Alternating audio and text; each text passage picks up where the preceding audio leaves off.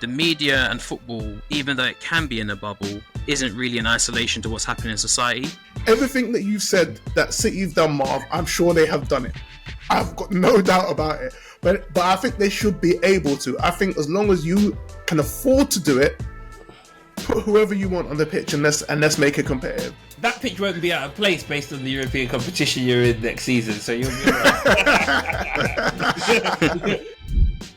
Hello and welcome to the Not for Clicks podcast. You're here with your fabulous host, Marv. We've also got regular, co-founder, whatever you want to call yourself, G. And then we're joined by a good friend of mine, Nico. Nico, how you doing, fella? Yeah, I'm good. Thanks for having me on. I thought Welcome, it'd be Nico. good. Thank you. I thought it'd be good to bring in an Arsenal man back to restore some balance.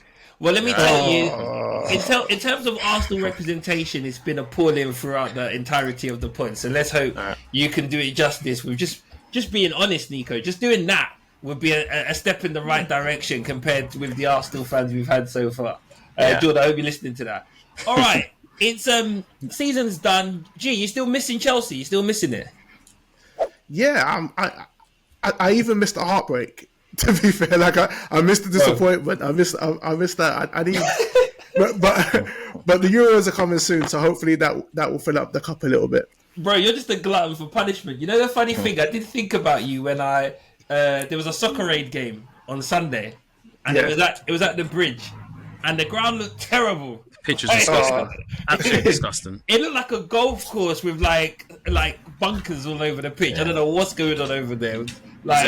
Is there like contaminated land in that area? Because for a long time Chelsea have had a rubbish pitch. Oh, it's been crazy. awful. Like even before the Abramovich days. Yeah, and, like, sand I know they put a pitches lot and of stuff. money. Yeah. Remember that game against Charlton? Yeah, That was awful. That was awful. it was stupid. But that's- I mean, the King Eden returned and popped up with a free kick, so all is good. Forget about the pitch. You know what's funny about that is like that pitch won't be out of place based on the European competition you're in next season, so you'll be right. You'll be right. Okay, with the Prem done, we've got to turn our heads towards international football, and at the time of recording, we're about 4 days away from the European Championships. My sweepstakes done. I'm about to find out my team on Thursday at the office. But there's no better place to start than the result against Iceland and just the way that the media covered it. Gee, let's start with you. Tell me, did you see it organically, or did you just see the furore that came out once the journalists went to work on the result? I saw one newspaper. I think I don't want to get them wrong but the one where Saka was like huge on it, like on the floor, and I was kind of like, that's strange. I don't even remember Saka playing because I fell asleep towards the end of the game. I was like, well, did Saka come on and like miss 3 open goals or something? That's what I was thinking. And then I got sent around the media, and honestly, like I wasn't even angry. Like I can't even be surprised that this happens so frequently now. It's just kind of like, I don't know. It gets to the point where you ask yourself, at what point, are we as black people living in Britain, like, are we just gluttons for punishment? Every tournament, like, we keep on going back. I kind of feel like we still need to support the boys because they're brothers in the team. But at the end of the day, like, how much disrespect can we put up with? And when people are actually trying to do their best for a country that they feel is their own, it's terrible. Nico, Saka's your boy, right? And I think mainly got a lot of criticism just because he was at the heart. He was in the midfield of England, and it just wasn't a great performance. And it was, I think it's his second start, right? But as G said, Saka didn't even start. Yeah, he was the photo on every publication, and I feel like, generally speaking, if you continue it on from the Euros, it was, Saka, Sancho and Rashford. Rashford, yeah. Do we just need to, like, get over it? Is this the media and that's what it is? Or are we right to have a mode on this?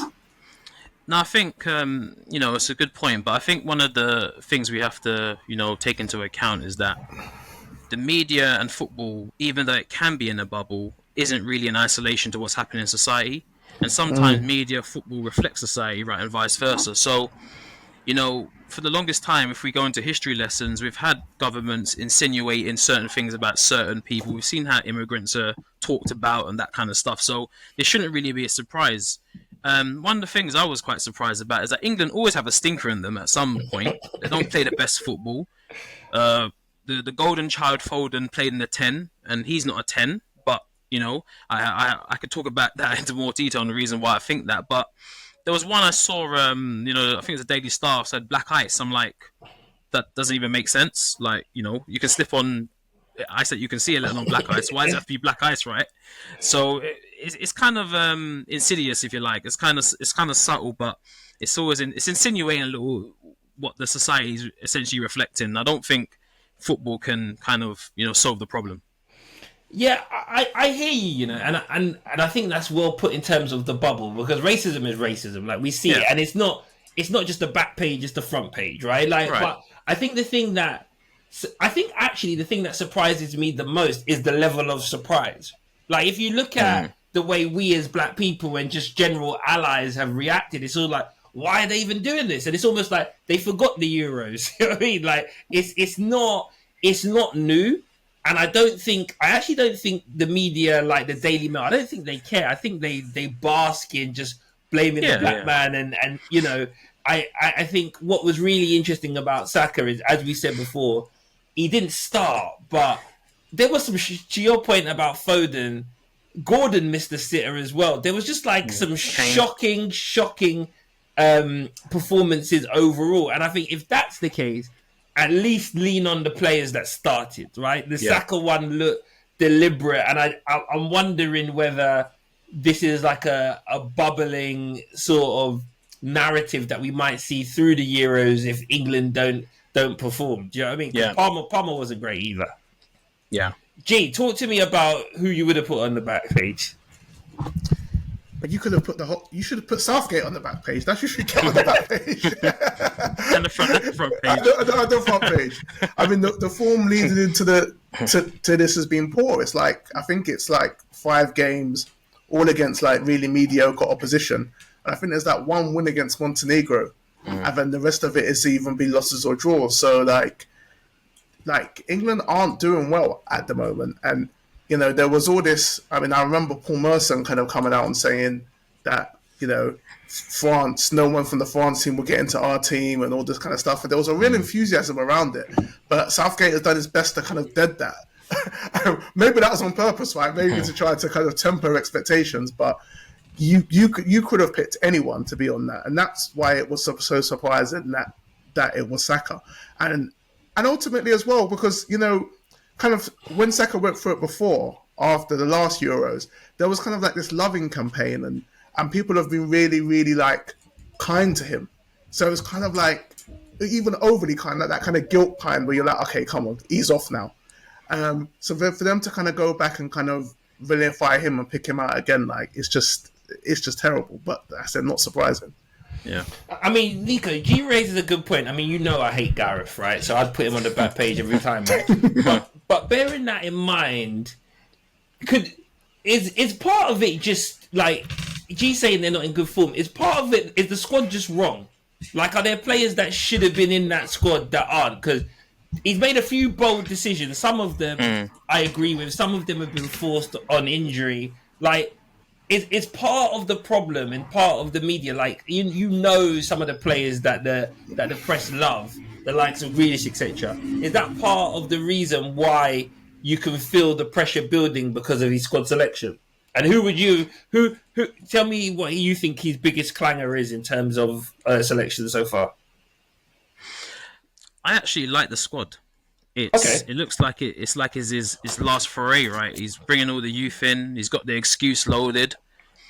I think Southgate can be very, very subtle, and he's a bit of a snake in some ways. And not a bit of a snake. Around the Ben White stuff was totally snaky because he knew Ben White wasn't interested in being called up, but because Arsenal were on form, because he was probably the best right back in the league at the time, he calls them up so he doesn't have to get the conversation or the question from the media to say, why didn't you call up Ben White? He's a bit of a snake. He's done it before with Zaha and a few other people. I think, but to be fair to him, I like the squad. I did see something today from Paul Merson around Grealish, which actually kind of not changed my mind on the Grealish omission, but he said that in the group stage, England are going to play against teams that are going to sit back, and Grealish is the kind of player who's been playing against teams who sit back. But then I look at it and think, well, what does actually Grealish really do? He's playing for a team that plays against teams that sit back. Doesn't mean he's going to do anything, and anything that he can do, Eze can do 10 times over, in my opinion. So I think that's fine. The problem I have with Southgate is that he doesn't allow his fringe players to shine. He'll bring a squad in. He knows what Kane can do, but Kane will always get minutes to score all of his goals against San Marinos and Luxembourgs and all of that and get the record. Why aren't you playing Ivan Toney in those games to see how it looks and build on the kind of momentum from the Belgium game where for the last 20 minutes, albeit England were chasing the game, so it's a different dynamic. Ivan Toney was playing as a proper striker, wasn't trying to drop into midfield like Kane, and he was allowing other people to play. And I think that sometimes Kane can hinder it if you don't have players like Rashford or Sterling who will get in behind. So there's a team dynamic there that might elude Southgate. But all in all, I think the squad's all right. I don't think Bellingham should play high up the pitch. I think he should play next to Rice and then be a little bit more attacking. But let's see what he does in the first game. G, what's your thoughts on the squad? Yeah, you know me, it's hard to give Southgate a compliment, but I think he's actually got it right. I think it's brave. I think the only downside to the squad itself is the frailties in defence. Is it gonna be this weird thing where people actually at the end of the tournament say England were missing Harry Maguire? I think that actually could come to roost. I found it funny that when Maguire didn't make the squad, like 2 minutes after the announcement that he wasn't in, there was like something from his PR team letting it known that he's not in because he's injured, just because Maguire's so sensitive, you can't criticize him. But yeah, no, I think it's a good squad. I think it's pretty much the squad that I would have chose. I will say that I was a little look. I don't think Sterling deserves to be in the squad, right?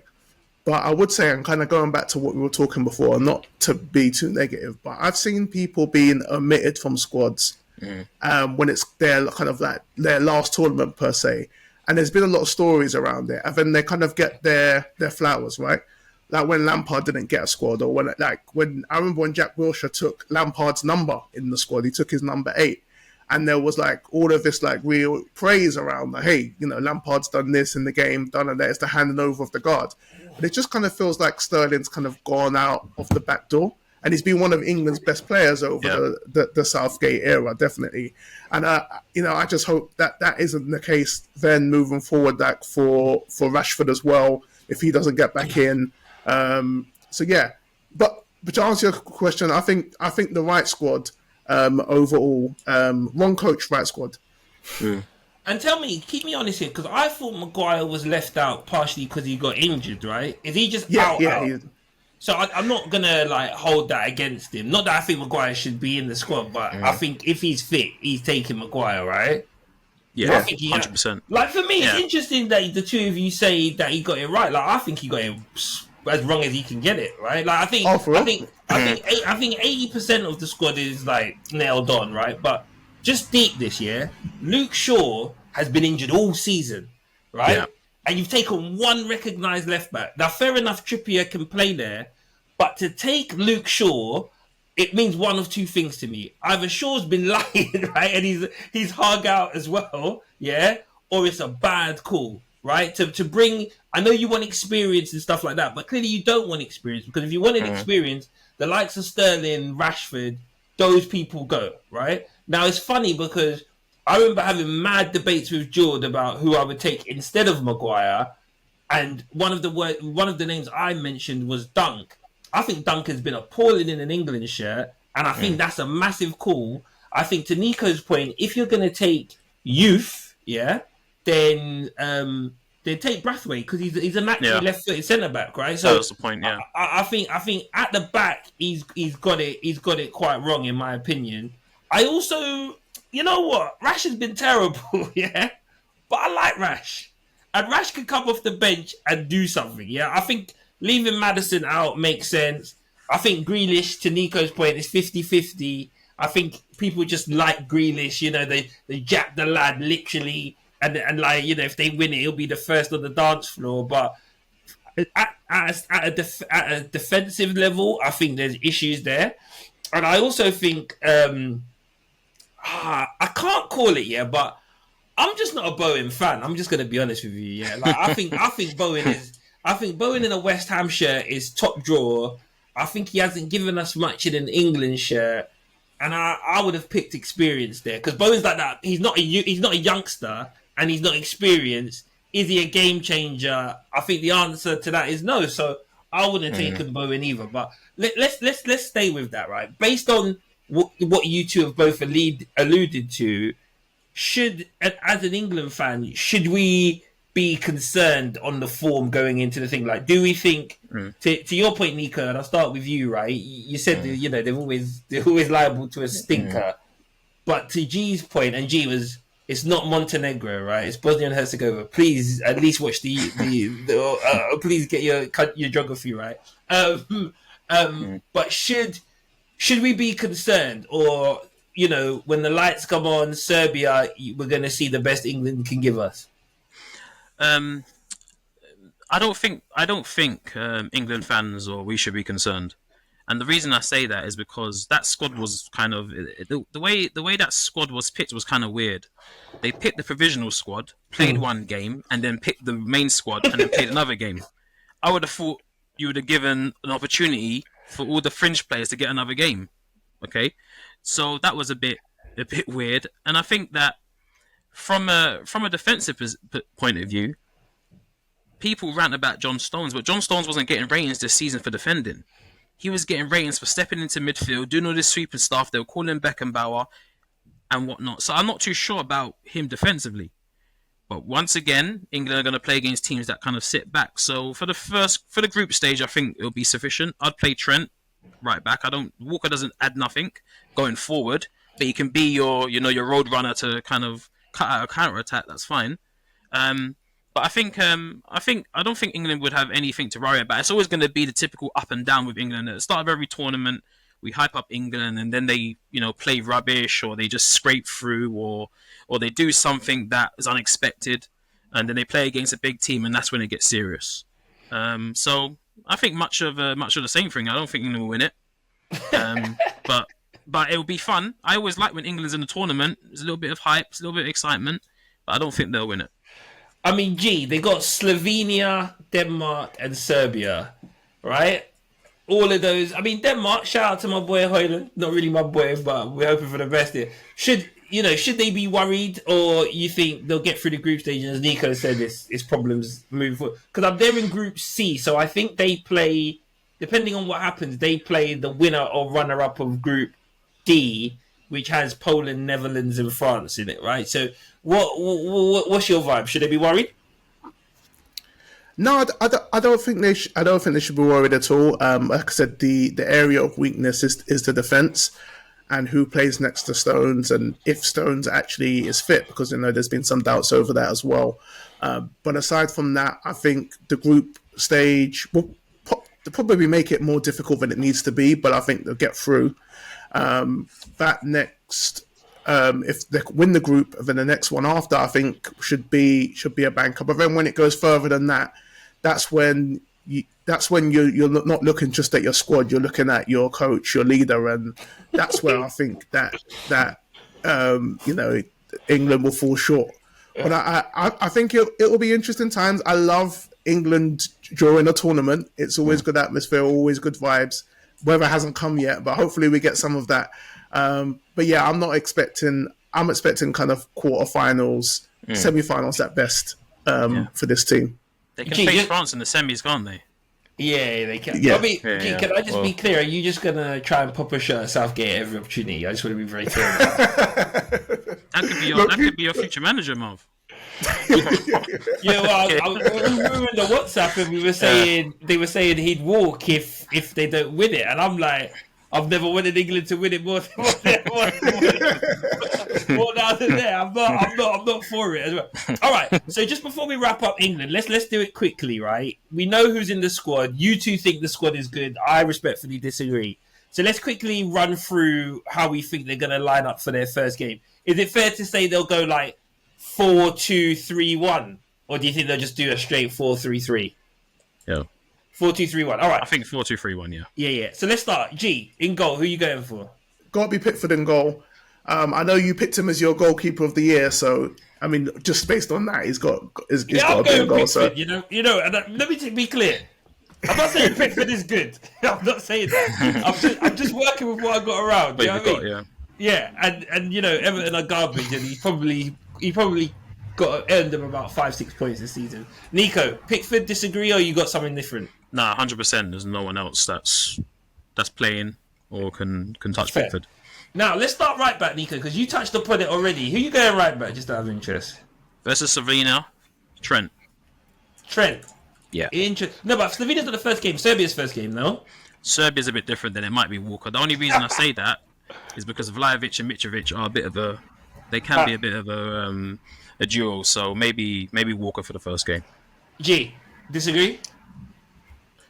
no, I think it's a toss of a coin, depending on the opposition and how pacey the wingers are. So yeah, I'll go with that. No arguments. I probably would have said Walker, to be fair, but I'm happy to go with it. Yes, well, I mean, I'm Walker all the way. Like, I need my defenders to defend. This is why you two strike me as the two that don't respect Gary Neville, right? But Walker, I disagree, Nico. I think Walker gives you something going forward, nowhere near what Trent's giving you. But what Walker gives you going backwards compared to what Trent's giving you, it's Walker all day. All right, 2 centre backs. G, who are you going with? Well, hopefully Stones is fit, so go with Stones. Man, to be honest, after that, it's just it's a pile of crap. I don't want to put my name to do that. You got Dunk. They got Dunk. They got Guehi. They got Konsa. All right. I'm gonna go with Gurhey because I like him, but I don't think it's gonna be him. I think it's gonna be Dunk. Nico. He better not play Dunk after those 2 friendlies against Brazil and Belgium. He should just go back to Brighton and or Iron Apple or whatever and just rest because that's a. I would go with I've liked Konsa all season. Okay. There's something about him that I just like: pace, composure. He has been playing right back a bit, but yeah, I like Konsa.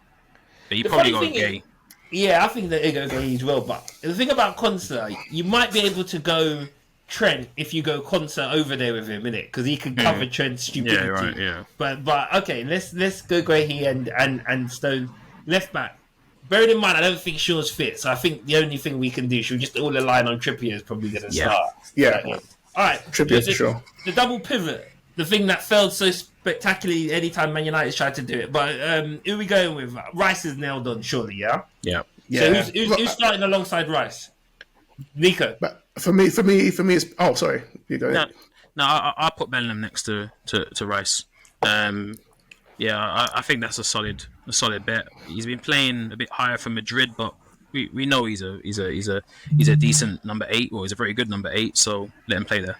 Yeah, I agree. And then this is the one where there'll be a bit more conversation. So the 3 in front of those 2, right, middle, and left. Who are we going in the middle? Who's our number 10? G. I want to say Palmer. So, Palmer. You know what? I'm saying Palmer. You're saying Palmer. Stick to your guns, man. Don't be shy. Yeah. I'm saying Palmer. Put Palmer in there. Nico, who are you playing in the 10? I play Palmer there as well, and that's because of what I said earlier about Foden not being a 10. Okay. I'll play Palmer there. Okay, and then Wright, who are you playing, Neat? Saka. England Player of the Year 2 years in a row. Saka, there's no one else. It's not going to be Bowen, is it? I'm laughing because you seem to be offended I even asked the question. It is offensive. Saka plays, that's it. But if Saka's not fit because he's not nailed on, is he? If Saka's not fit, then you might change it around and put Palmer out there. Then put Bellingham in the 10, and then we'll get to who plays on the left-hand side. But I think Saka should play. So, all right, so we've got Palmer at the 10, Saka at the right. G, who are you going on the left? I'm actually going to put Foden on the left. I know not as an out-and-out winger, more as an interchangeable attacker. Yeah. I mean, that's the beauty of Palmer, right? He could probably play either side as well, so it could be quite fluid overall. Yeah. All right, so let me just recap it before we move on. So we got Pickford in goal, Do we say Trent Wright or we going Walker? We said Walker. Walker right. Then we got Gahey and Stones in the middle. Trippier left. Rice and Bellingham as your double pivot. Saka right. Palmer in the 10. Foden on the left. And Mr. Harry Kane. Like, there's no way Southgate don't drop Harry Kane. Like, we're able to talk about who he's playing. Fair. All right, before we just close the chapter on the Euros, I'm interested to hear from the two of you in terms of team and non-England player that you're looking forward to seeing in the tournament. G, let's start with you. What team are you looking forward to watching this time round? Marv, I've got to be honest. Like, I'm a little bit underwhelmed by the Euros. Maybe it's like the format, or maybe just international football generally. But I'm not so excited. But if you said to me, I think France will win it. So in that sense, I'll give them as a team. And maybe more for sentimental vibes. Kante's in the France squad, so I haven't seen him play in ages. So I really want to see him play again. So I'm looking forward to seeing N'Golo. Will you even start, G, with Camavinga and Chimeni and them man there? You're looking forward to seeing the man that might just sit bench and fetch water. What are you talking about? Look, even if he's on the bench, if you see that N'Golo smile, no Diddy, everyone's happy. So yeah, let's see it. Yeah, apparently he's good around the camp. That is one of the worst compliments anyone gets. Nico, who are you looking forward to seeing team and player? Every tournament that Belgium play in, I always think Kevin De Bruyne is going to do something, and it never happens. And then I go and see him at Man City, and he looks like Trunks in Dragon Ball Z when he comes back in time. Just looks great. I'm like, well, why don't you replicate it for your country? So it would have been him, but I'm looking to see what Bellingham does. Give me a non-English. Give me a non-English. Sorry, yeah, it's gonna be KDB again. I'm gonna get. Well, this will be his last hurrah, isn't it? So if we're gonna see it, we're gonna see it now, KDB. And what about team? Yeah. I'm actually looking at what Portugal are gonna do. They've got a list of if you look at their squad, it's very, very decent, and if they get it right, they could be quite dangerous. I'm not. If they go with Ronaldo up top and rather than Ramos, then they might have a problem. But because of the pressing element, but yeah, they've got a good team. So you know what, Nico, you better be careful with saying De Bruyne hasn't showed up in tournaments, because you'll have our producer Alex clipping you up saying that you said he was overrated. You know what? I'll actually give him the clip if he really wants it. I'll tell him that. You know what?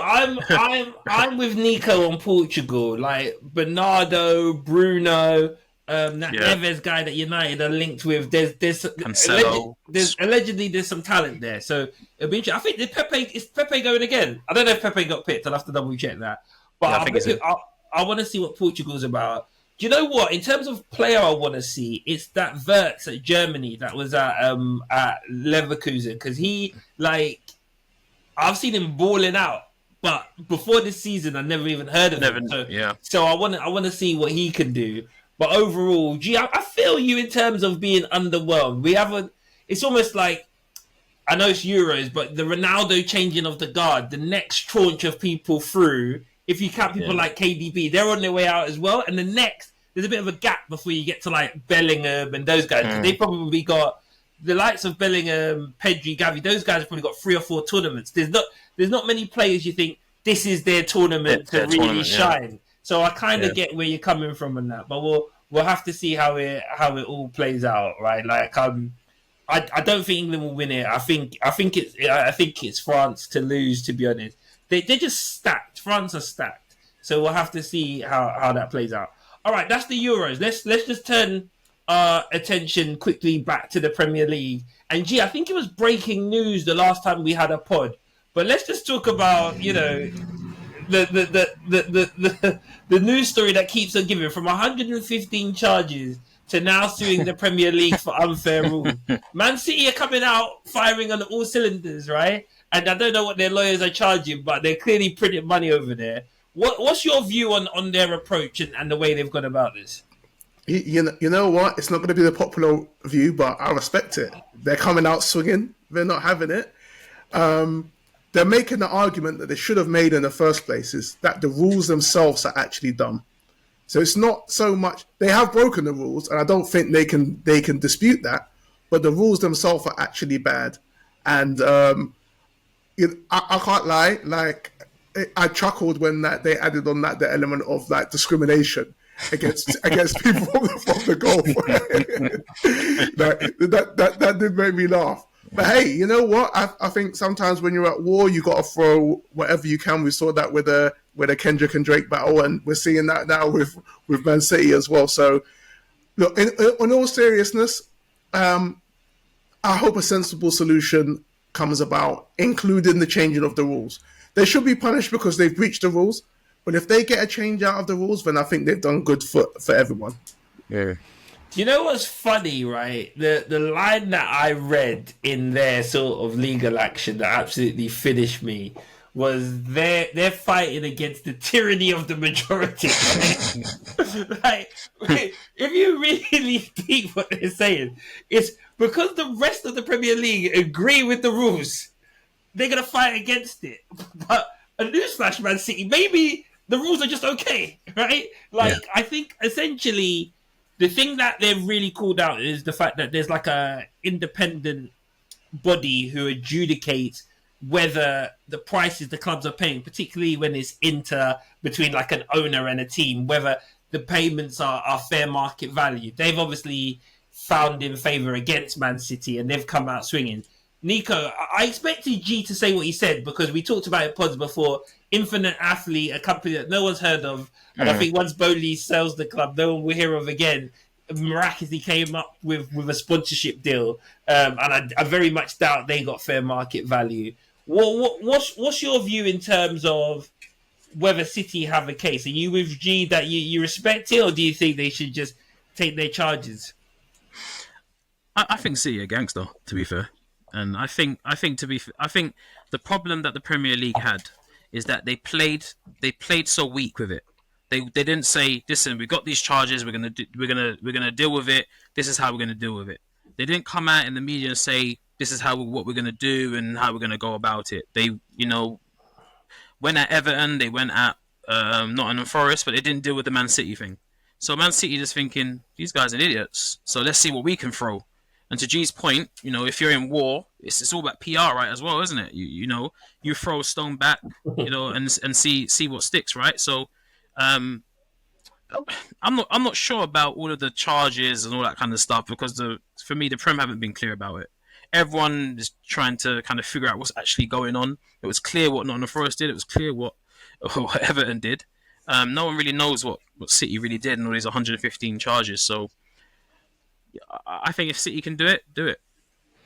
And it's weird, G. I don't know if you know about this, but I think it's Villa that are back in City, which surprised me.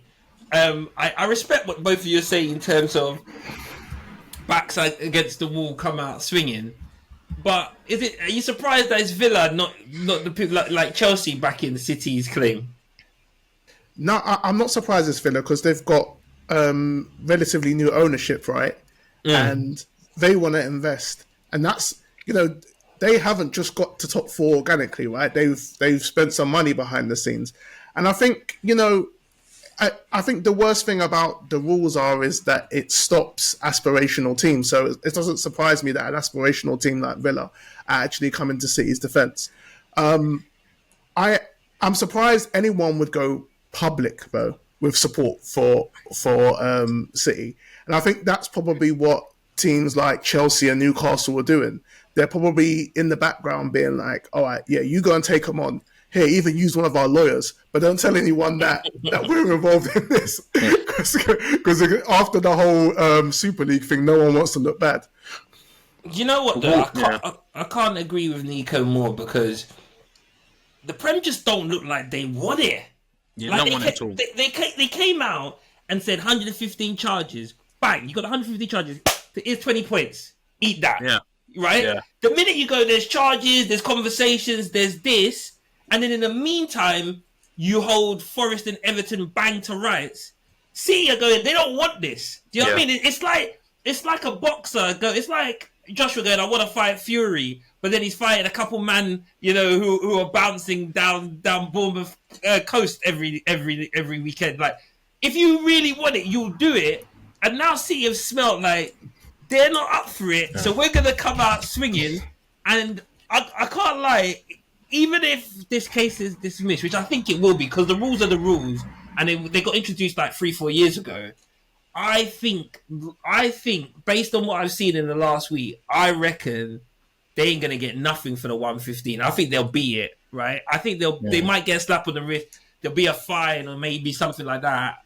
But beyond that, at worst, maybe a transfer ban. But I don't think they're eating any points deductions at all, which is the real penalty if it goes that way. So fair play to City on that. Nico, do you think that overall the rules need to be changed?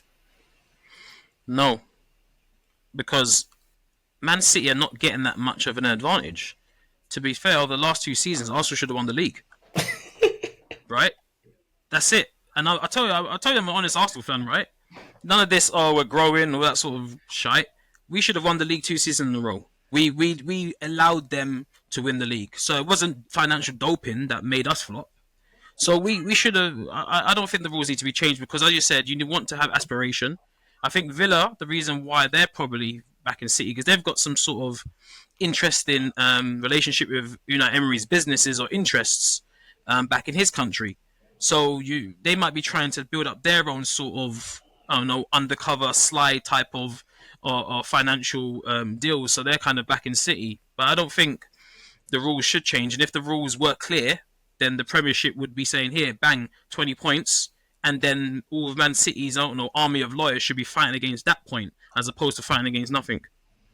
But, Nick, come on, man. Like, we're not talking about... I mean, fair play, Arsenal bottled it on multiple occasions, but... Yeah, I didn't use that word. Yeah, I'm using it. Yeah, you're probably right, though. You can't say they've had an unfair... They haven't had an unfair advantage. Like, we're not talking the last 2 seasons. We're talking pretty much since Sheikh Mansour rolled in, there's been issues, right? From when they renamed the Etihad. So we're not talking about the last 2 years. We're talking about a foundation of essentially investment that is against the Premier League rules. Mm-hmm. Are you telling me that over that period of time they haven't gained an advantage? Like, think about the money that they've splashed and invested. If Etihad aren't paying a king's ransom to name the ground, you think about all the investment they've had in their youth facilities. Like, arguably their youth ground is better than Luton's ground. Period. Right? Like, there's definitely been some unfair advantage if we interpret the rules the way they are meant to be interpreted. Surely you can see that they've gained the upper hand, and Arsenal might be sitting on 2 Premier League trophies even if they didn't bottle it. Yeah, well, there's 2 points I'll answer to that. Yeah. Man City can only buy 25 to 30 players. That's all the squad they can have. There's loads of players in the world of football that other teams can buy and other teams can compete with. If you look at Diego Simeone in Spain, he was up against Barca and Real Madrid. He won a league. There's differentiators that you can have within your team to win a league in a season. And the second thing I'll go with that is if you look at what Real Madrid have been doing over the last probably 25 years, the way they've been bankrolling and financing themselves has been quite dubious, but we hold them up as the mecca of European football. They want a player, they sell a building, the government's funding them. There's all sorts of stuff that's going on with them. And all of a sudden, Real Madrid are the greatest team ever. Nostalgia over the white kit. They're the best. They're this, that, and the other. And we can see some of the... I saw a meme of refereeing favourable decisions that were, helping Madrid win some European Champions League finals, right? So I think Man City have probably seen stuff like that and think, well, if Real Madrid can do it, then we can. And I don't think you can quantify how much of their doping would have accounted to how many points they've won in the season. They still have Pep, right? So he would have got them playing a game. He's got people like Rico Lewis playing decent football. He's got youngsters coming in. He had Foden. Foden is a youth product. Plays well for Man City, right? Not for England, but you know what I mean. He brings in people like Akanji and Ake. Who would have bought them if they had all the money in the world? So there are little things that we can talk about, but I don't think it gives them a massive advantage. I think the other teams need to do better. Yeah, man. Let's agree to disagree. I think, like, I would go as far as to say, you mentioned Rico Lewis, like, the City conveyor belt in the youngsters' place is looking pretty solid, right? Yeah. Even if you go back as far as Foden, who's now arguably the best or one of the best players in the Premier League. And I think it's all based on money that they shouldn't have had. Really simple. And when United are across the road doing everything legit, who knows how things would have turned out. But I hear what you're saying. And Well, like, Real Madrid don't go, G. well, it just depends on what you call legit. You know what I mean? Like the ethics are based on who makes the rules, and obviously, Man United are very influential, and they're at the top. So it keeps it a closed shop. So that those rules suit teams like Man United, and that's why they don't have a problem with City being taken to the cleaners. But I'm saying the rules are the bad thing, not yes, everything that you said that City've done, Marv, I'm sure they have done it. I've got no doubt about it. But I think they should be able to. I think as long as you can afford to do it, put whoever you want on the pitch and let's make it competitive.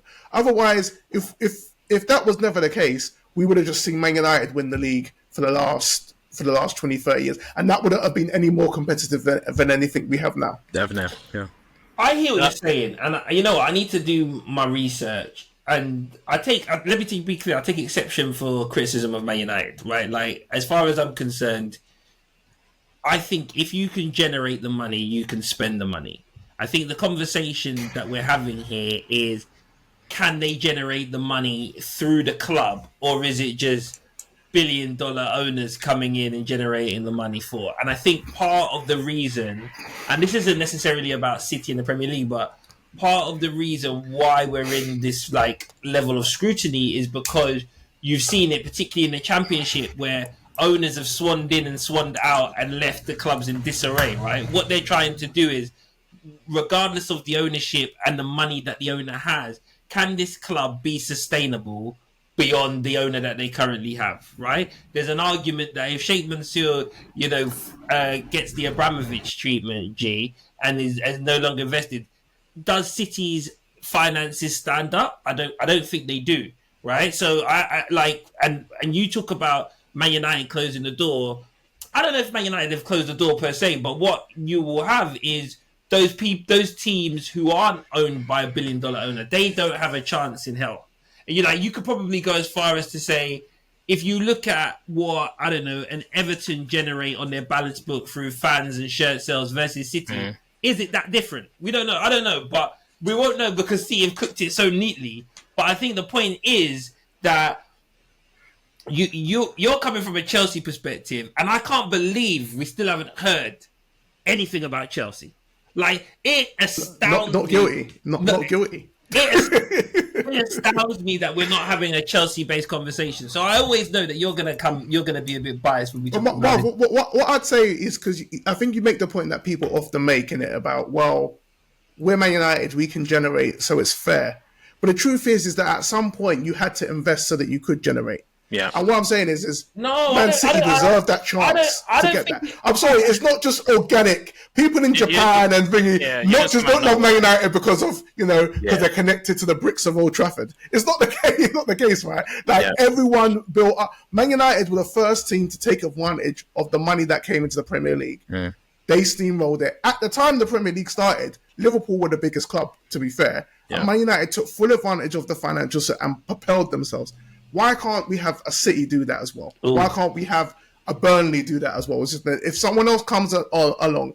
But what happens is, let's not just change the rules. Like I said, pull the drawbridge up once you're happy with your being in the position. No, I hear it. And I remember when I was really young, I think we broke the record with Keno and Cantona from Leeds, etc., etc. So I hear it. But I actually think a large portion of the revenue and the reach that United have is based on the success back then and people loving it, right? And I think even what you're seeing now is people like me are just locked in. I'm trying to lock my kids in. Like, they don't have a choice. Whether United are successful or not, I'm trying to lock them down, right? But I think what you're seeing with City is, even after 5-6 years of real success, that's not going global, right? You're seeing some City fans in Japan, but you're not seeing the direct correlation between success and coverage because the world's just different now, right? I hear what you're saying. Look, I'm not about putting up the drawbridge, right? If anything, I want some of that oil money myself. Do you know what I mean? because Yeah. we're loading the likes of Veghorst and Sabitzer to stay on the right side of the financial fair play ourselves, G. So I don't think we're living lavish to the way that you're articulating.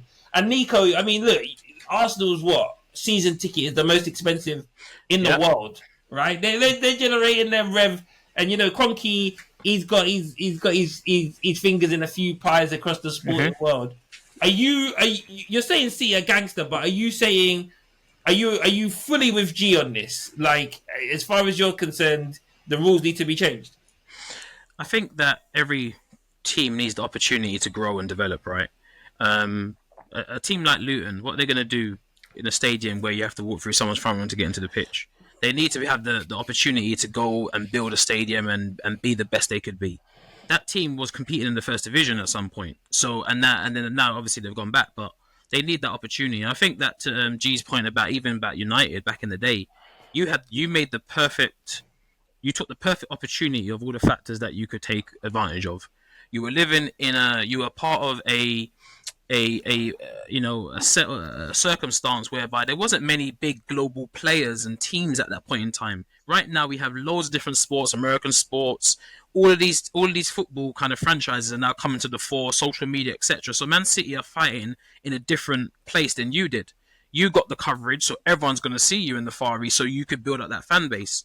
So therefore, you've got that foundation, and on top of that, to your credit, you won with it, and actually promoted it even more. You had really commercial success, etc., etc.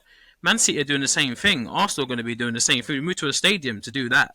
David Dean said Chelsea are going to poo on our lawn, and we didn't take it, and we didn't listen. And Chelsea were successful for a few seasons, and still are kind of a semi-successful team if they get themselves serious. So I don't know if the rules need to be changed because I don't know what Man City have done, if that makes sense. You know what I mean? Like, if someone says these are the rules and Man City have broken this, that, and the other, then I'll say, okay, that's a disgrace. You should change it. But the Premier League are like, they haven't said anything. So we don't know what rules need to be changed, in my opinion. I think every team needs the opportunity to grow and develop. All right, well, let's just stick with Man United because there's been a bit of chat in the WhatsApp group. G, I feel like you take us through. You want to talk a little bit about what's going on over there. Obviously, a bit like the criticism we've given to the media on England, there's a lot of rumours swirling around Man United. And for clarity, I think 95% of it is absolute nonsense. But G, talk to me about how you're viewing it from someone that's got their business done early with the legendary Maresca as your new coach. What did you think? Well, I was told that United were kind of having an end of season review, and we've told this all before the FA Cup final. The review still seems to be ongoing. From the outside looking in, probably got big club. Reviews take a long time. We're not talking about a double-sided A4 with Luton here. We're talking about hundreds of pages. Well, from the outside looking in, and I know you will call it rumours or whatever, but it looks like United are doing their best job to try to find another manager, getting turned down left, right, and centre, and leaving poor Ten Hag there looking like a lame duck. Now, and I don't like Ten Hag. I've got no affinity for him, but we've been pretty harsh on clubs treating managers bad, like with Moyes and all that type of stuff.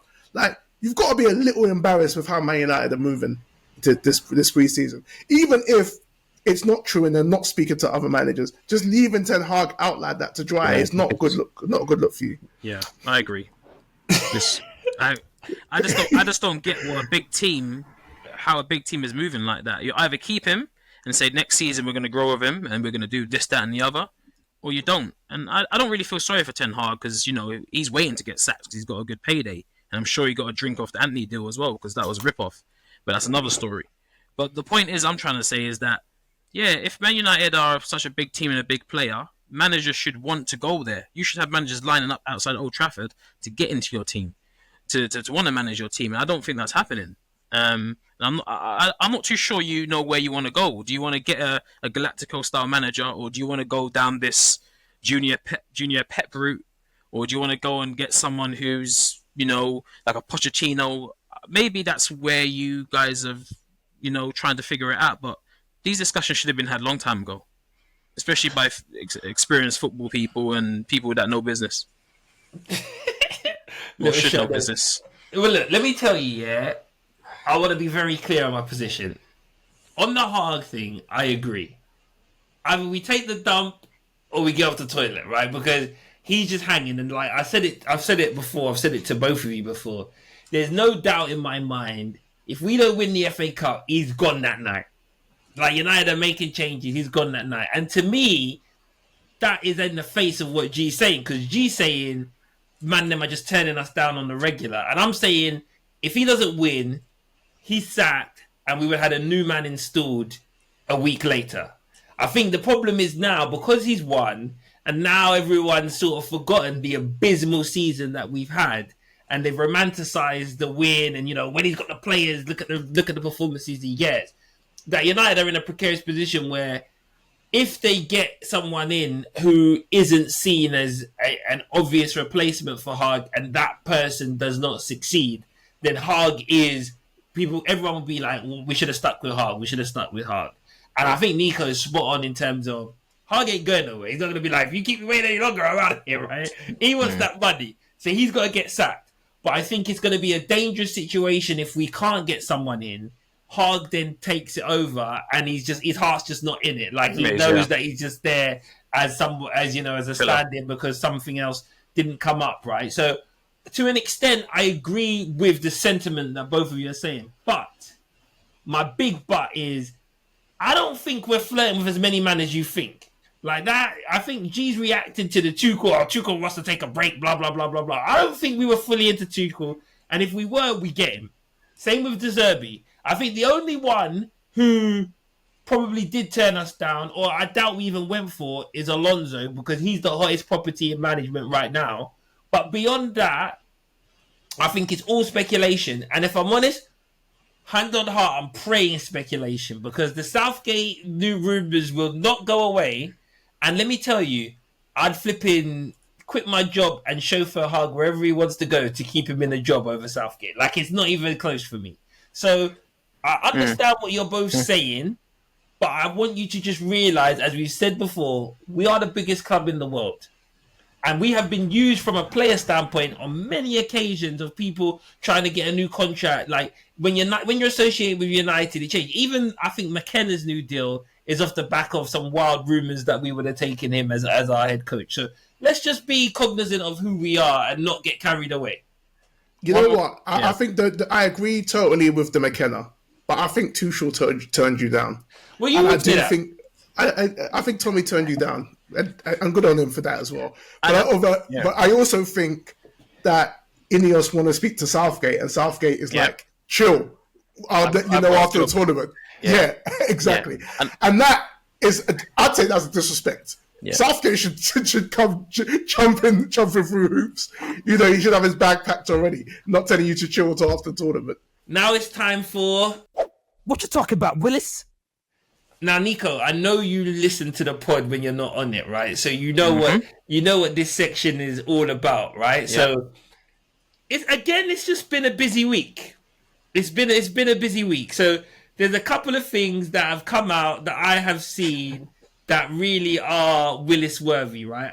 And this one I only saw today, so you guys might not have seen it. But did you see our Gypsy King on a night out today? Yeah. Oh my god! Looking it up in Morecambe, as you do. Do you know what it is? Yeah, I am deeply, because he's gone through like a lot of depression and stuff in his time. Obviously, he got packed out by UC. I'm concerned that this guy's gonna go full blown guns off the rails here, because it ain't looking good. And the fact that he was like crawling along the floor and then he face planted. It was all pretty embarrassing. So he gets an honourable mention. We're also going to talk about the fact that after all the big talk of four keepers, the German manager has reverted to type and gone to three keepers. But what's more hilarious is they're all saying Neuer's dog crap, right? So after all that. There's lots of problems in that German camp and the selection process. But you know what? the winner of the Willis has to be someone who's actually like my dad idolized him, and many Arsenal fans growing up. It's got to be Ian Wright for that GQ cover. Did either of you see that? Yeah, I saw it. Like, let me be clear, right? I'm not mad at a skirt. Especially the Scotsmen, if they want to do the kilt. But for me, it wasn't about the fact it was a skirt. It was almost like the skirt plus the roller skates plus what are we doing? You know what I mean? Like, it's getting to a point now where, the minority wears jeans, right? To get on the front, you've got to be, and like, the roller skates made no sense to me as well. Now, I know Ian Wright's coming out of Match of the Day, and he was actually in that terrible film that my boy Kano was in on Netflix. So he's going down the acting career and stuff. But for me, it's just too much, Ian, right? We've never seen you in a skirt. We've never seen you on roller skates. Why don't you just be yourself on the front of the magazine? Why do you have to conform to what's net new nowadays? I'm just over it. G, what do you think? Embarrassing, and I got a problem with a skirt. I'm gonna keep it real, but that's for another day. But no, that's a legend going outside. And you know what? It's not even going outside because if you actually if he generally just wears skirts at his weekend, it's fun. That's all good on you. But that's you trying to be artsy fartsy and keep up with the in crowd and do what's it like. Allow that. So Ian, total thing for the Willis there, and I hope George's listening and enjoying this as well. Yeah, it's not even close for me. I saw it and I just thought it's weird because particularly black people in the media, Ian flies the flag quite a bit. He went through a period where he was a yes man, no man, whatever they said. And as you know, he's been given more freedom to really express himself. I've been nothing but impressed with him, right? And I think he is a real, like, he's fun to watch. He brings charisma to the show.